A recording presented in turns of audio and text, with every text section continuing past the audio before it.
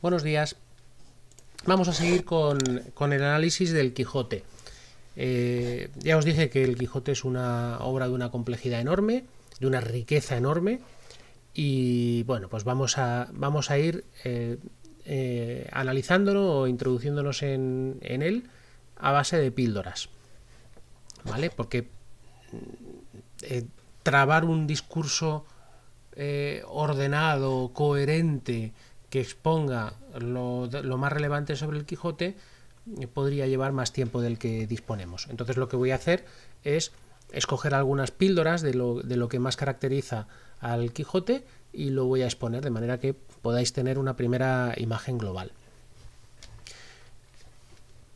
Ayer hablamos sobre la vida de Cervantes, cómo había escrito muy al final de su vida, cómo la obra que había escrito en 1585, la Galatea, pues bueno, implicaba una habilidad técnica en la medida en que introduce a muchos personajes que interactúan entre ellos, pero no es una novela por la que hubiera pasado a la historia, desde luego, y que hasta 1605, ya con 58 años, o la edad que sea, desde 1547 hasta 1605, hasta muy mayor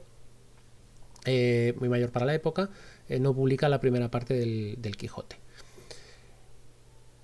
Vamos ahora a introducirnos en el Quijote, que simplemente señalamos el último día, o sea, ayer, si recordáis, terminamos aquí, ¿no?, diciendo que había dos partes del Quijote, una primera parte que se publica en 1605 y otra que se publica en 1615, y que entre medias de esas dos partes se publicó el Quijote de Avellaneda, que es una segunda parte falsa escrita por otro escritor, ¿no? Y terminamos señalando también que en la primera parte incluía dos salidas de Don Quijote. O sea, Don Quijote decide hacerse caballero andante, sale, no le salen bien las cosas, vuelve y hace una segunda salida ya más larga, ¿no? Y dijimos que esa primera salida estaba circunscrita a los 8 primeros capítulos y que nos hacía pensar, de hecho hay algún otro indicio por ahí que nos hace pensar que bueno, que la primera concepción del Quijote sería probablemente como novela ejemplar, es decir, como novela breve. Bueno, hasta ahí llegamos ayer. Os he incluido en el aula virtual, que donde está aquí, en el aula virtual os he incluido un par de vídeos magníficos. Este de Buscando a Cervantes es un documental muy peculiar, pero muy bien documentado, que va combinando entrevistas con estudiosos. A mí me parece que es un planteamiento muy ameno, no nos hace pesado, con pequeñas recreaciones de Cervantes hechas por un actor. Además el planteamiento me parece acertado porque mezcla realidad y ficción, hay interacciones entre los estudiosos y Cervantes. Está muy bien, son pues eso, 45 minutos y uno se hace muy bien idea de la vida de Cervantes y de los principales planteamientos literarios que hace Cervantes. Este os lo recomiendo mucho, está muy bien.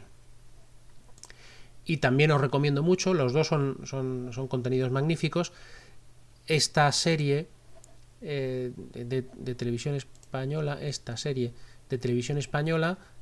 que se hizo sobre el Quijote, que es muy fiel al libro, está muy bien hecha, corresponde bien. Es evidente que pues bueno, pues un texto leído pues nunca puede tener una correspondencia total con un contenido audiovisual, pero está muy bien hecha, corresponde el tono, corresponde el dibujo de los personajes, va tomando fragmentos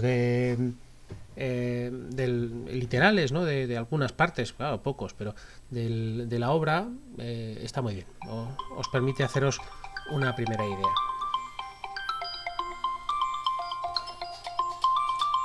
Perdón, que es... Perdón, que me había interrumpido aquí un festival de 2 teléfonos a la vez. Bueno, nada, os había recomendado esta serie, pues ala, recomendada. Y tenéis los enlaces en el aula virtual. Vamos al tajo. Vamos a empezar con uno de los aspectos, de estos elementos para el análisis, que más nos pueden dar idea de cómo está construido el Quijote. ¿Qué es esto? La locura de Don Quijote. Vamos a leer... Ay, perdón. Bueno, de nuevo disculpas. Estábamos hablando de que uno de los elementos que permitían de comprender, ¿no?, mejor la naturaleza del Quijote es este asunto de la locura de Don Quijote, si está loco o no Don Quijote. Vamos a leer este fragmentito de un crítico literario, ¿no?, de Adolfo de Francisco Cea.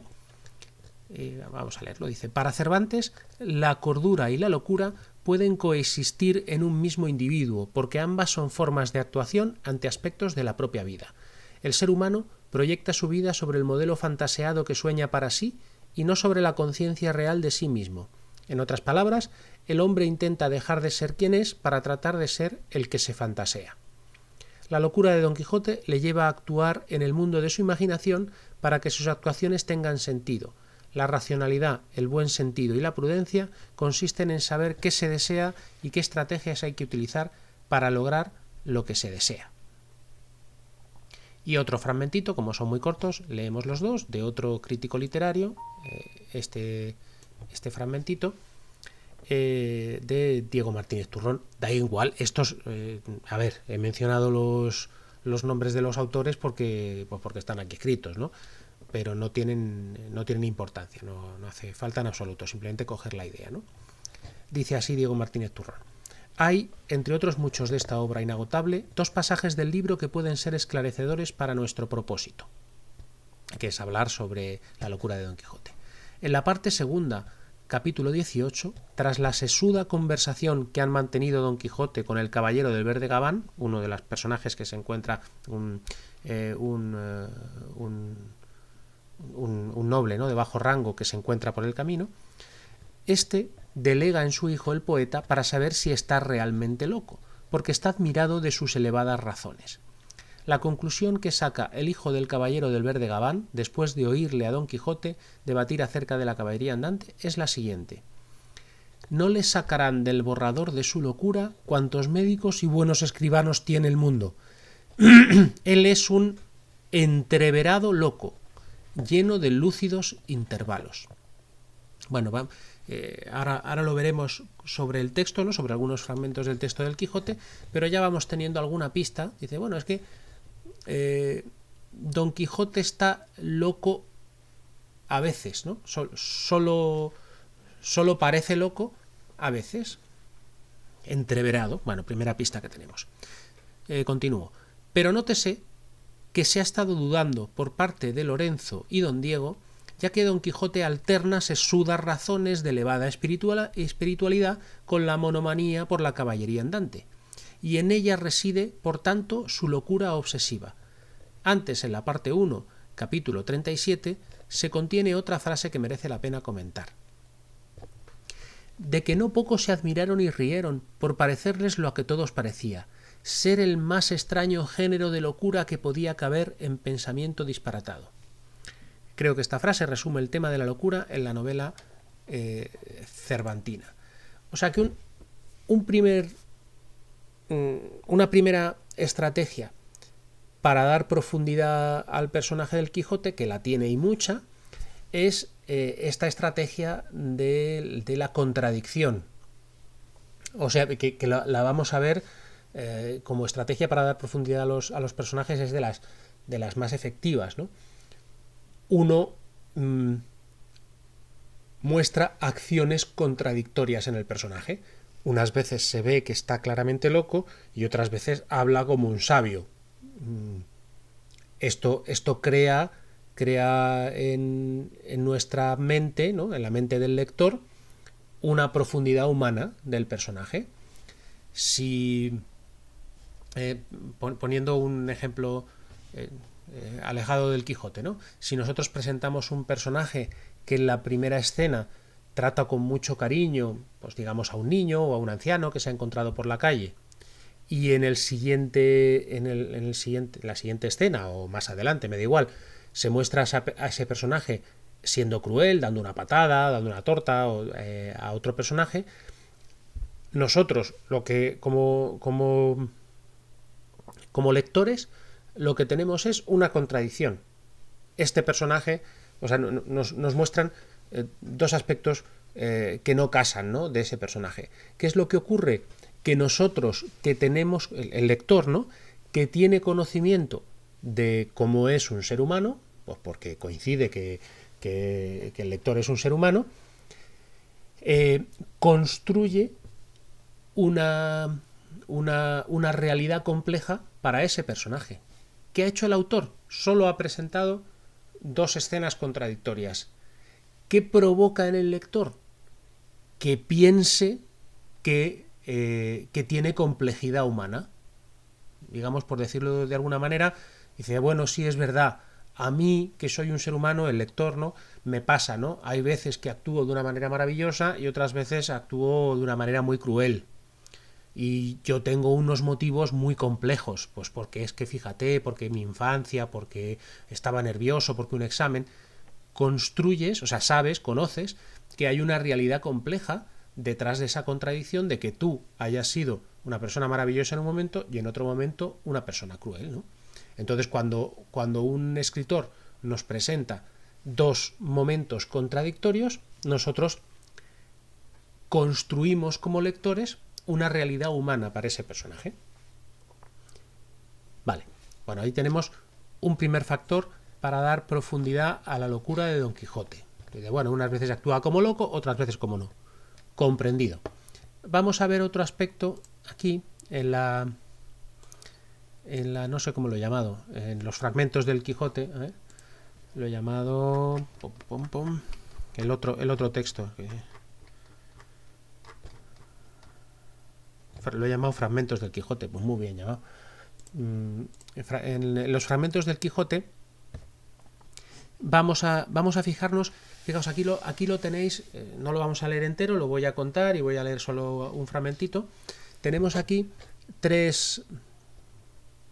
vamos a citar tres episodios del Quijote, dos de la primera parte y uno de la segunda parte, que nos permiten comprender esa complejidad de la locura de Don Quijote. Ya sabemos que unas veces actúa como loco y otras veces como no, ¿vale? Eso es fase 1 para la complejidad del personaje. Fase 2 de complejidad. Fijaos, tenemos escenas como la de los molinos. Arranca la novela, ¿vale? Arranca la novela, perdón. A ver, venga, vamos a arrancarla, vamos a leer ese fragmentito inicial. Comienza así, ¿no?, como ya sabéis. En un lugar de la Mancha, de cuyo nombre no quiero acordarme, voy a ponerlo un poquito más grande, ¿no?, de cuyo nombre no quiero acordarme, no ha mucho tiempo que vivía un hidalgo de los de lanza en astillero, adarga antigua, rocín flaco y galgo corredor. Una olla de algo más vaca que carnero, salpicón las más noches, duelos y quebrantos los sábados, lantejas los viernes, algún palomino de añadidura los domingos, consumían las 3 partes de su hacienda. El resto de ella concluían sayo de velarte, calzas de velludo para las fiestas, con sus pantuflos de lo mesmo, y los días de entresemana se honraba con su vellorí de lo más fino. Tenía en su casa una ama que pasaba de los 40 y una sobrina que no llegaba a los 20, y un mozo de campo y plaza que así ensillaba el rocín como tomaba la podadera. Frisaba la edad de nuestro hidalgo con los 50 años. Era de complexión recia, seco de carnes, enjuto de rostro, gran madrugador y amigo de la caza. Quieren decir que tenía el sobrenombre de Quijada o Quesada, que en esto hay alguna diferencia en los autores que de este caso escriben, aunque por conjeturas verosímiles se deja entender que se llamaba Quijana. Pero esto importa poco a nuestro cuento. Basta que en la narración de él no se salga un punto de la verdad. Es, pues, de saber que este sobredicho hidalgo, los ratos que estaba ocioso, que eran los más del año, se daba a leer libros de caballerías, con tanta afición y gusto, que olvidó casi de todo punto el ejercicio de la caza y aun la administración de su hacienda, y llegó a tanto su curiosidad y desatino en esto, que vendió muchas hanegas de tierra de sembradura para comprar libros de caballerías en que leer. Y así llevó a su casa todos cuantos pudo haber de ellos, y de todos ningunos le parecían tan bien como los que compuso el famoso Feliciano da Silva, porque la claridad de su prosa y aquellas intrincadas razones suyas le parecían de perlas, y más cuando llegaba a leer aquellos requiebros y cartas de desafíos, donde en muchas partes hallaba escrito: la razón de la sin razón que a mi razón se hace, de tal manera mi razón me enflaquece, que con razón me quejo de la vuestra fermosura. Y cuando leía: los altos cielos de vuestra divinidad divinamente con las estrellas os fortifican y os hacen merecedora del merecimiento que merece la vuestra grandeza. Con estas razones perdía el pobre caballero el juicio. En resolución, él se enfrascó tanto en su lectura que se le pasaban las noches leyendo de claro en claro y los días de turbio en turbio, y así, del poco dormir y del mucho leer, se le secó el cerebro de manera que vino a perder el juicio. Bueno, en efecto, rematado ya su juicio, continúa. Aquí hay muchísimo. Voy a hacer un esfuerzo por centrarme solo en la locura. Luego volveremos al fragmento para ver qué hace para retratar a Don Quijote, o Quesada, o Quijana. O volveremos también a ver qué efecto tienen esa duda en la nominación, ¿no?, de Don Quijote y de los otros personajes. Bueno, me centro en la locura. El planteamiento de la obra es que este señor enfermó del mucho leer y el poco dormir. Este fragmentito es clave, ¿no? Del mucho leer y el poco dormir. Se le secó el cerebro. Esto es un diagnóstico médico para la época. ¿Recordáis que os mencioné en alguna... A ver, un diagnóstico médico, en fin, que tiene que ver con la medicina de la época, ¿no? ¿Recordáis que os mencioné la teoría de los humores a propósito de algo? Pues no sé, me parece que en algún poema o algo aparecía la palabra melancolía o flema o algo así, ¿no? Recordáis que los humores son los líquidos corporales, la cólera, la melancolía, la flema, la sangre, ¿vale? Y que se consideraba que dependiendo de si faltaba o sobraba alguno de estos humores, pues uno enfermaba de una cosa o de otra, perdón. Y de ahí viene la manera de curar haciendo sangrías. Dice, no, es que le sobra sangre, ¿no? Tiene demasiada sangre, o tiene demasiada cólera, o demasiada melancolía, y entonces hacía una sangría para quitar ese humor del cuerpo, quitar parte de ese humor del cuerpo. Bueno, pues entonces se le secó el cerebro, era un diagnóstico, pues le pasaba a este hombre que tenía poco de ese humor y entonces pues enfermó de locura. Bueno, ahí tenemos un primer planteamiento. Y de ahí nos lleva... A ver. Y ahí nos lleva al capítulo de los molinos, que no lo tengo recogido aquí, pero lo conocéis de sobra, ¿no? Es un fragmento en el que Sancho... Bueno, igual merece la pena... Un segundo, que lo voy a poner un momentito en pantalla. Bueno, aquí lo tenemos. El fragmento, estamos hablando de la locura de Don Quijote, el fragmento primero que nos dice que se volvió loco, que se le secó el cerebro, vale, pues este señor está loco, piensa el lector, ya está.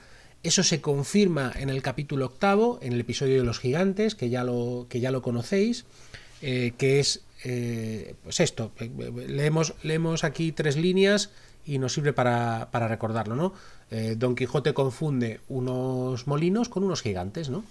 Y dice esto, bueno, con este fragmentito nos vale. En esto descubrieron 30 o 40 molinos de viento que hay en aquel campo, y así como Don Quijote los vio, dijo a su escudero: la aventura va guiando nuestras cosas mejor de lo que acertáramos a desear, porque ves allí, amigo Sancho Panza, donde se descubren 30 o pocos más desaforados gigantes, con que pienso hacer batalla y quitarles a todos las vidas, con cuyos despojos comenzaremos a enriquecer. Que esta es buena guerra, y es gran servicio de Dios quitar tan mala simiente de sobre la faz de la tierra. ¡Qué gigantes!, dijo Sancho Panza. Aquellos que ves allí, respondió su amo, de los brazos largos, que los suelen tener así algunos de casi 2 leguas. Mire vuestra merced, respondió Sancho, que aquellos que allí se parecen no son gigantes, sino molinos de viento, y lo que en ellos parecen brazos son las aspas que, volteadas del viento, hacen andar la piedra del molino. Aquí estamos en el capítulo 8, estamos en la primera salida del Quijote y estamos con un planteamiento muy primitivo de la locura de Don Quijote. En el primer capítulo se nos dice que este señor se vuelve loco, incluso se nos da una pista, ¿no?, de lo que le puede pasar, pues que le falta un humor en el cerebro, y se confirma poco después, ¿no? Pues es que ve cosas que los demás no ven. Sancho Panza explicita: yo estoy viendo unos molinos, y le reitera: cuidado, que eso que usted dice que son gigantes son molinos. Y se confirma, ¿no? Ya sabéis que se lanza contra los molinos, se golpea. Vale, entonces tenemos en esta primera fase de la locura de Don Quijote, en esta primera fase de la presentación quizá de la locura de Don Quijote, tenemos que todo el mundo ve una realidad clara. En este caso esto está ejemplificado por Sancho. Sancho ve molinos y Don Quijote ve gigantes. O sea, se confronta Don Quijote con una realidad confundida, se confunde. Es evidente desde el punto de vista literario que se está confundiendo. Eso no son gigantes, son molinos.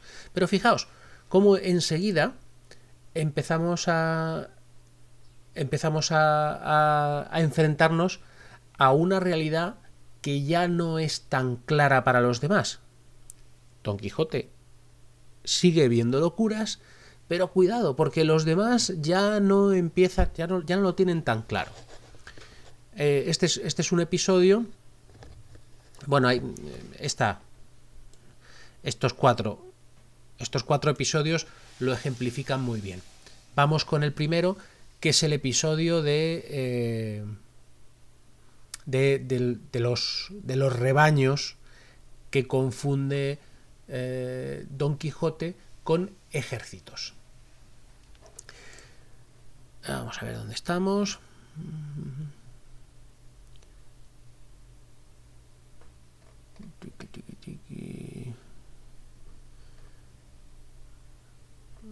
Aquí.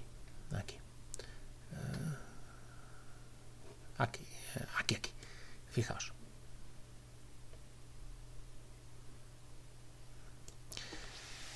Van Don Quijote y Sancho por los caminos, como acostumbran a hacer.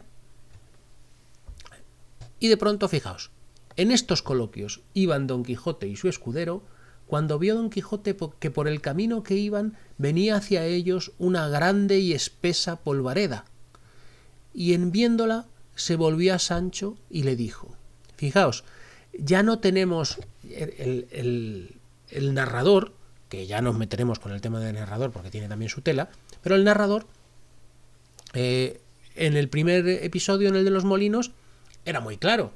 Llegó a una zona en la que había molinos. Pues molinos, te estoy diciendo que son molinos, Sancho dice que son molinos. Sin embargo, ahora ya no tenemos un rebaño, tenemos una grande y espesa polvareda. Pues una polvareda puede ser levantada por un ejército o puede ser levantada por un rebaño.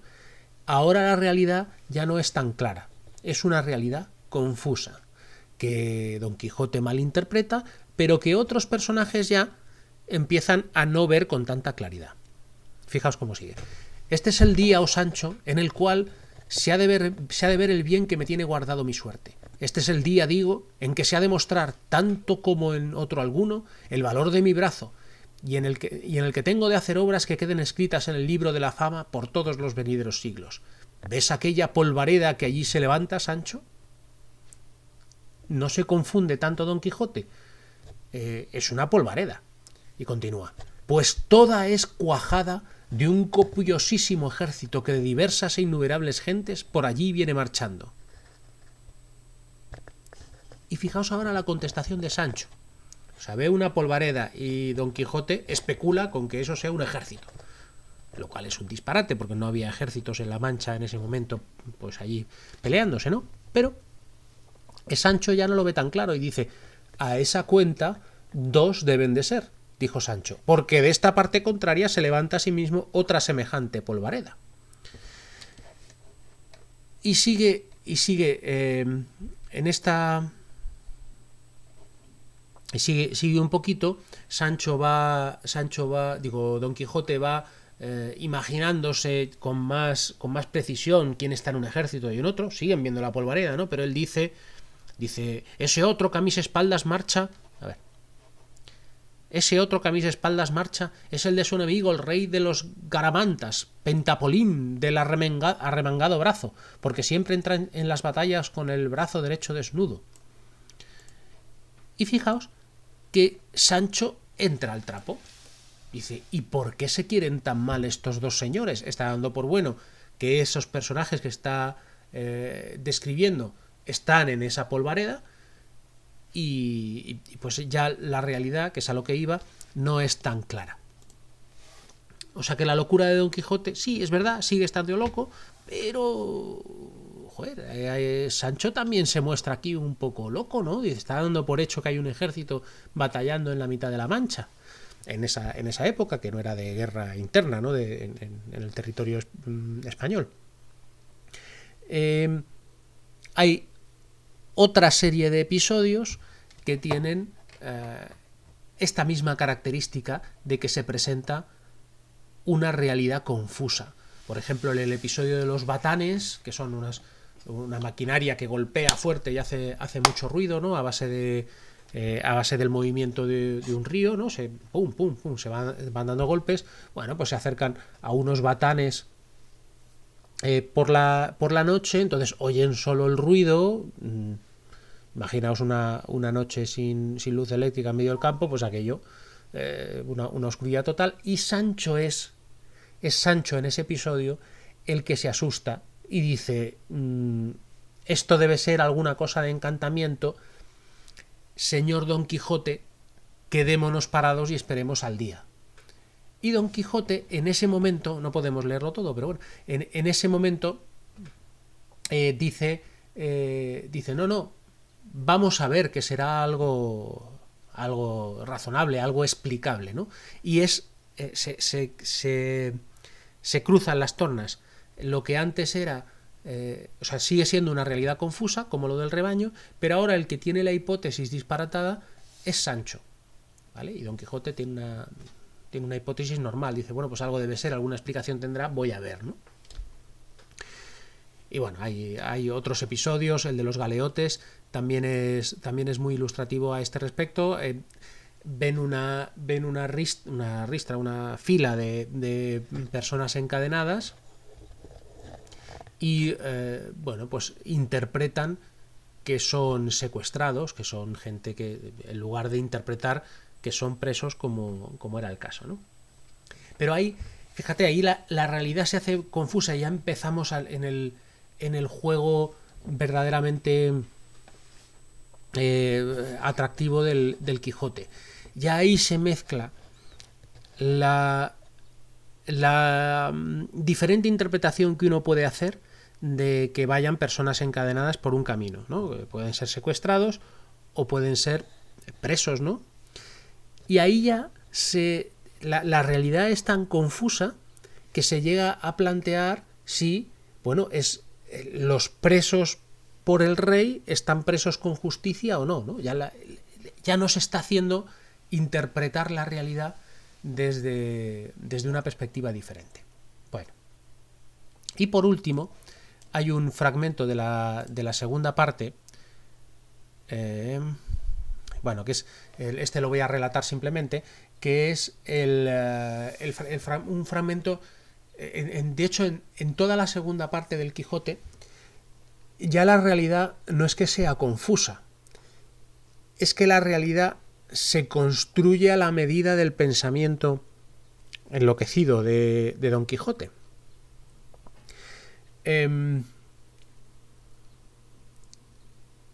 Hay personajes, hay un episodio, el episodio de los marqueses, en el que los marqueses han leído la primera parte, unos marqueses, ¿no?, han leído la primera parte y deciden burlarse de Don Quijote, construyendo una realidad a la medida de sus pensamientos, de manera que decoran su residencia, ¿no?, como si fuera un castillo.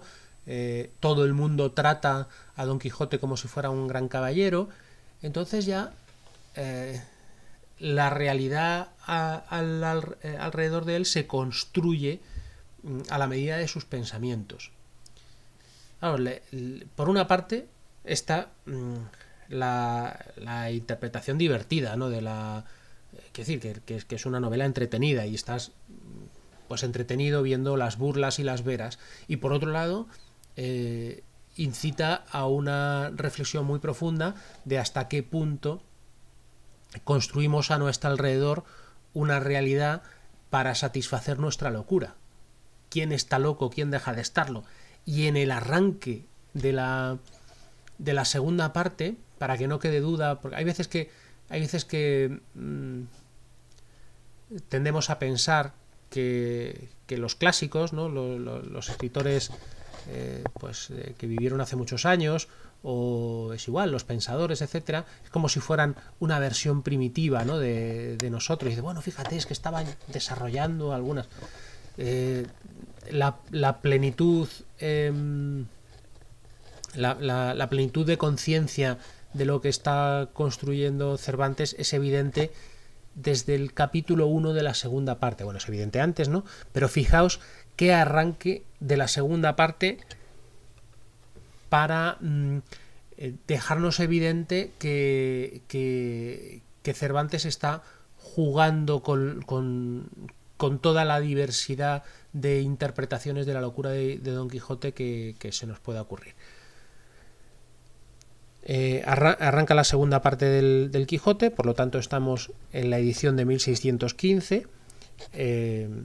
Es una obra que ha tenido un cierto éxito. Digamos que Don Quijote es conocido, ha llegado a haber incluso una segunda parte falsa. Esto era una cosa muy corriente, no es una cosa excepcional. Os mencioné el otro día, me parece que mencioné, en todo caso no es importante, una segunda parte de la Celestina, por supuesto que no correspondía a Fernando de Rojas, y una segunda parte, varias segundas partes del Lazarillo, ¿no? Esto era corriente, ¿no? En los libros de éxito les pasaba esto. Don Quijote había tenido un cierto éxito y bueno, pues era comúnmente conocido, más o menos, la historia, ¿no?, general de un loco que se cree que es un caballero andante. Y así arranca la segunda parte. Bueno, no es exactamente el arranque, pero dio licencia... Estoy aquí. Espera, voy a ponerlo más grande.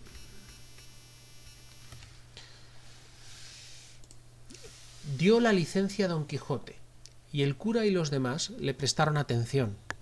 Y el barbero comenzó de esta manera. O sea, el cura y el barbero son vecinos suyos de su pueblo, ¿no?, del pueblo de Don Quijote, que en la primera parte ya han tenido un papel le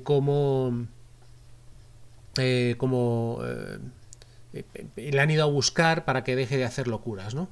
Bueno, y en esa búsqueda se han hecho pasar por una princesa y tal, o sea, a la medida de la locura de Don Quijote. Pero bueno, y en el arranque de esta segunda parte están intentando que cure, que vuelva a estar cuerdo, y están intentando impedir que vuelva a irse, ¿no? Y el barbero le cuenta esta historia. En la casa de los locos de Sevilla, estoy aquí, ¿no?, el barbero le está contando una historia a Don Quijote y los allí presentes, que no sé quién serán, el cura, en fin. En la casa de los locos de Sevilla estaba un hombre a quien sus parientes habían puesto allí por falto de juicio. Era graduado en cánones por Osuna. Entre paréntesis, Osuna era como ¿qué? Era una universidad que se consideraba muy poco prestigiosa, ¿no? y era motivo de bromas, ¿no? Era graduado en cánones por Osuna, pero aunque lo fuera por Salamanca era la prestigiosa y Osuna la que no se consideraba, ¿no? Según opinión de muchos, no dejara de ser loco. Este tal graduado, al cabo de algunos años de recogimiento, se dio a entender que estaba cuerdo y en su entero juicio, y con esta imaginación escribió al arzobispo, suplicándole encarecidamente y con muy concertadas razones le mandase sacar de aquella miseria en que vivía, pues por la misericordia de Dios había ya cobrado el juicio perdido. Pero que sus parientes, por gozar de la parte de su hacienda, le tenían allí, y a pesar de la verdad, querían que fuese loco hasta la muerte. El arzobispo, persuadido de muchos billetes concertados y discretos, billetes eran mensajes que se mandaban, pues en el interior de una ciudad se mandaba un billete, una carta, pensad que no había medios de comunicación, con un propio que se llamaba, con una persona, se mandaba una cartita, ¿no? Lo habéis visto un poco en un fragmento de la Celestina que leímos. El arzobispo, persuadido de muchos billetes, cartas, ¿no?, concertados y discretos, mandó a un capellán suyo se informase del rector de la casa si era verdad lo que aquel licenciado le escribía. Pusieron al licenciado sus vestidos, que eran nuevos y decentes, y como él se vio vestido de cuerdo y desnudo de loco, suplicó al capellán que por caridad le diese licencia para ir a despedirse de sus compañeros los locos. El capellán dijo que él le quería acompañar y ver los locos que en la casa había. Subieron, en efecto, y con ellos algunos que se hallaron presentes. Y llegado el licenciado a una jaula donde estaba un loco furioso, aunque entonces sosegado y quieto, le dijo: «Hermano mío, mire si me manda algo, que me voy a mi casa, que ya Dios ha sido servido por su infinita bondad y misericordia, si yo en merecerlo, devolverme a mi juicio». Todas estas razones del licenciado escuchó otro loco que estaba en otra jaula, frontero de la del furioso, y levantándose de una estera vieja donde estaba echado y desnudo en cueros, dijo: «Vos bueno», dijo el loco, «agora bien, ello dirá, andad con Dios, pero yo os voto a Júpiter, cuya majestad yo represento en la tierra, que por solo este pecado que hoy comete Sevilla, en sacaros de esta casa y en teneros por cuerdo, tengo de hacer un tal castigo en ella, que quede memoria de él por los siglos de los siglos. Amén. ¿No sabes tú, licenciadillo menguado, que lo podré hacer? Pues como digo, soy Júpiter tonante, que tengo en mis manos los rayos abrasadores con que puedo y suelo amenazar y destruir el mundo, pero con sola una cosa quiero castigar a este ignorante pueblo, y es con no llover en él, ni en todo su distrito y contorno por 3 años enteros, que se han de contar desde el día y punto en que ha sido hecha esta amenaza en adelante. Tú libre, tú sano, tú cuerdo, y yo loco, y yo enfermo, y yo atado, así pienso llover como pensar ahorcarme.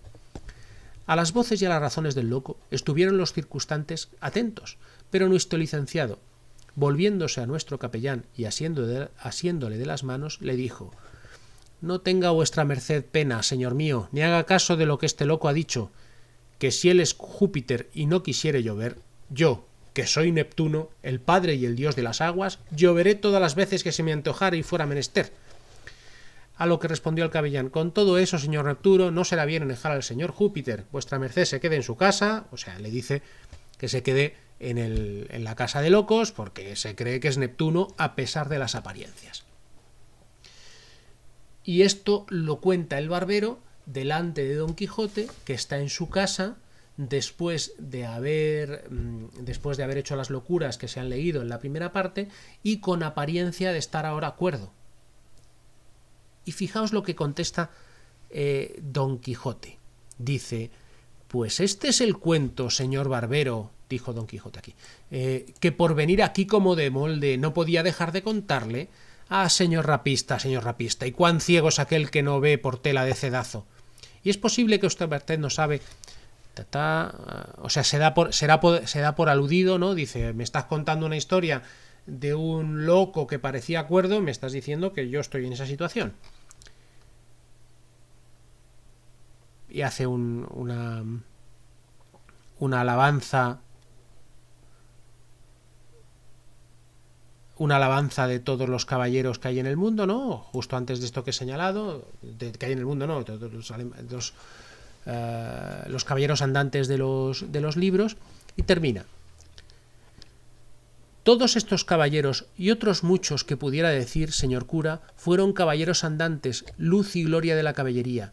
De estos, o tales como estos, quisiera yo que fueran los de mi arbitrio, que a serlo su majestad se hallara bien servido y ahorrara de mucho gasto, y el turco se quedara pelando las barbas. Y con esto no quiero quedar en mi casa, pues no me saca el capellán de ella.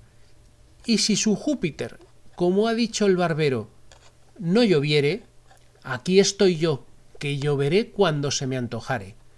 Digo esto porque sepa el señor Bacía, el barbero, ¿no? Lo llama así de manera burlesca, que le entiendo. Es decir, Don Quijote en el arranque de la primera parte se muestra consciente de que le tienen por loco y consciente de que quizás su locura, así lo explicita, que es una locura voluntaria reconocida por él. Dice, no, yo veré, o sea, dice, digo esto porque sepa el señor Bacía que le entiendo. Entiendo que me consideras loco y sin embargo yo decido actuar como loco. Porque si todo el mundo actuara como loco, como estoy haciendo yo, mejor le iría a la nación. O sea, partimos de una complejidad del concepto de locura. Bueno, se va construyendo una complejidad del concepto de locura muy considerable. Tenemos las contradicciones, tenemos la realidad confusa, tenemos la realidad construida en torno al personaje, que le hace ver la realidad de una manera distorsionada, ¿no? Porque se construye una realidad a la medida de sus imaginaciones. Pero cuidado, es que tenemos también una voluntad de actuar como loco. Si todo esto lo mezclamos, porque si hay algo que haga bien Cervantes es mantener no resolver esa duda, ¿no? Digamos que tú puedes estar dudando durante toda la obra, pero hombre, ¿este hombre está loco o está cuerdo, ¿no? Porque tengo contradicciones, la realidad es confusa, realmente es que es mejor actuar como loco, ya lo está diciendo él, ¿no? Cervantes no resuelve a lo largo de la obra toda esta visión tan rica de la locura. Bueno, eso sobre la locura, que nos permite vislumbrar el tipo de juegos que hace Cervantes. Vamos a otro aspecto de estos. Este es el documento de elementos para el análisis de Don Quijote. Vamos con otro aspecto, por ejemplo, que es de los centrales, la quijotización y sanchificación. Bueno, aquí hay algún fragmento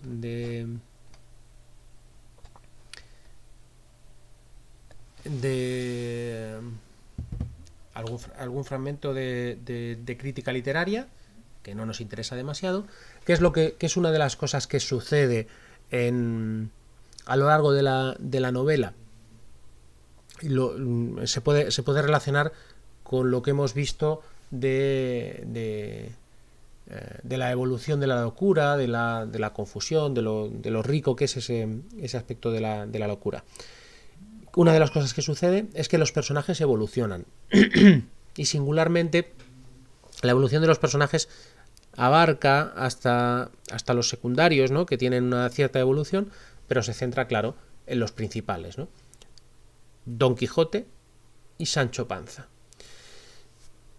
Se ha solido que ambos son personajes complejos. Esa complejidad se construye en parte a través de esa inclusión de contradicciones, ¿no? de acciones contradictorias. Unas veces actúan como locos, otras veces actúan como cuerdos, ¿no? Unas veces actúan como cultos y otras veces actúan como burdos, ¿no? Sobre todo en el caso de Sancho Panza. Y se suele decir que a lo largo de la obra se produce una quijotización de Sancho Panza y una sanchificación de Don Quijote. Es decir, uno toma características del otro. De manera que ¿qué es lo que sucede? Pues que hay veces, habrá fragmentos en los que, por ejemplo, Sancho Panza habla, habla como Don Quijote, como un personaje culto y leído de libros de caballerías, y habrá fragmentos en los que Don Quijote habla con mucha llaneza y con mucha cordura, que al principio de la novela era más propia de Sancho, ¿no? Fijaos, por ejemplo, en el comienzo de la segunda parte también, en el capítulo quinto, estamos aquí, ¿no? Ya ha pasado la primera parte, estamos en el arranque de la segunda, y cómo habla Sancho. Sancho se le dibujó en el principio de la primera parte como un labriego, que es lo que es, ¿no? Un labriego muy apegado a la realidad, al terreno, muy interesado en el sustento, iba a decir en medrar, pero no, en el sustento, en conseguir lo necesario para vivir, y, en fin, con un lenguaje que incluye muchos refranes, que malinterpreta las palabras cultas de Don Quijote. Bueno, ese es el primer Sancho que se dibuja, digamos, el punto de partida. Porque Sancho se dibuja siempre con complejidad, pero bueno, el primer Sancho que se dibuja podríamos decir que sería ese, ¿no? Y fijaos el Sancho que nos encontramos al comienzo de la segunda parte. No solo porque sea una evolución, sino porque hay una contradicción constante, ¿no? que le da también profundidad. Bueno, dice así: mira, Teresa, respondió Sancho. Y aquí, bueno, un apunte. La mujer de Sancho, unas veces se la llama Juana, otras veces se las llama Teresa, y no sé si algunas veces se la llama de otra forma. Y ya hemos visto al principio de la obra cómo a Don Quijote se dice que no se sabía si se llamaba Quesada, Quijana o no sé qué otras palabras dice. Dejamos ahí esa observación aparte, porque luego vamos a hablar de las fuentes en el Quijote. Lo dejamos aparte. Nos hemos dado cuenta de que Cervantes unas veces llama a la mujer de Don Quijote Juana, otras veces la llama Teresa, y no tiene muy claro, en un lugar de la Mancha de cuyo nombre no quiero acordarme, las denominaciones no son claras, y el propio apellido real de Don Quijote no está claro. Quijana, Quesada, no sé qué. Bueno, venga, leo este fragmento y acabamos.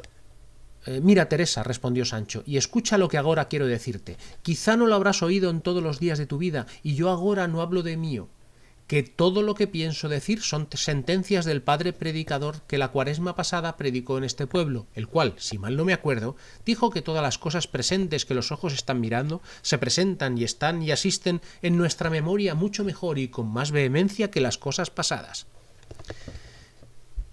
Fijaos en este paréntesis, ya mañana o cuando toque el lunes, hablamos de ese asunto. O sea, hemos dejado ahí el asunto de la poca claridad de la denominación de los personajes, y fijaos en este paréntesis. Todas estas razones que aquí va diciendo Sancho son las segundas por quien dice el traductor que tiene por apócrifo este capítulo, que exceden a la capacidad de Sancho, el cual prosiguió diciendo: de donde nace que, cuando vemos a alguna persona bien aderezada y con ricos vestidos compuesta y con pompa de criados, parece que por fuerza nos mueve y convida a que le tengamos respeto, puesto que la memoria en aquel instante nos represente alguna bajeza en que vimos a la tal persona, la cual ignominia, ahora sea de pobreza o de linaje, como ya pasó, no es, y solo es lo que vemos presente. Bueno, está hablando como un predicador, ¿no? Como una persona culta, y fijaos este paréntesis del que hablaremos en el arranque de la siguiente clase, ¿no? Que pone en duda la fuente de información de ese diálogo. Pero bueno, eso mañana, ¿no? Hoy nos centramos en que Sancho habla como una persona culta al comienzo de la segunda parte, cosa que era propia de Don Quijote. También hemos leído ya en el fragmento de... no sé si lo hemos leído, bueno, en el fragmento del Batán, ese, ¿no?, de los golpes que se oían por la noche, ahí es Sancho el que piensa que hay algún encantamiento, ¿no? Entonces lo que al principio era, los encantamientos eran una visión de Don Quijote, pasa a ser una visión de Sancho, ¿no? Sancho se quijotiza. Y a la inversa, Don Quijote se sanchifica, ¿no? Ese es un proceso de evolución que se produce. Se produce, claro, con una sutileza que es digna de ver, ¿no?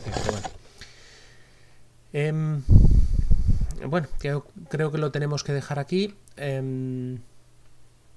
Arrancamos el próximo día con los narradores de Don Quijote, ¿no? Del libro, ¿no?, de Don Quijote. O sea, arrancamos aquí, en la perspectiva narrativa, los autores del Quijote. Pues hala, buen puente. Hasta luego.